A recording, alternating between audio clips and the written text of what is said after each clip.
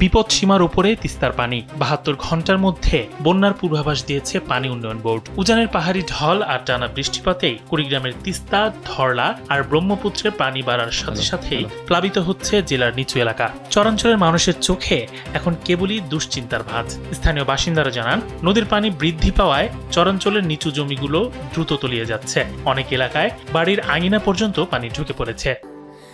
Sandalina so, রূপচর্চায় আভিজাত্য। ফলে স্বাভাবিক জীবনযাত্রাও ব্যাহত হতে শুরু করেছে।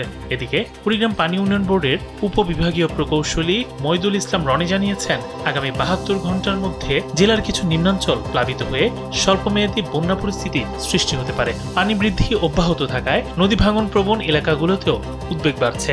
সম্ভাব্য বন্যা ও নদী ভাঙনের আশঙ্কায় চরাঞ্চলের বাসিন্দারা সতর্ক অবস্থানে রয়েছেন। বন্যা পূর্বাভাস ও সতর্কীকরণ কেন্দ্র থেকে আমাদের জানানো হয়েছে যে আগামী ৭২ ঘন্টায় কুড়িগ্রাম জেলায় নিম্নাঞ্চল প্লাবিত হওয়ার পাশাপাশি বন্যার আশঙ্কা রয়েছে।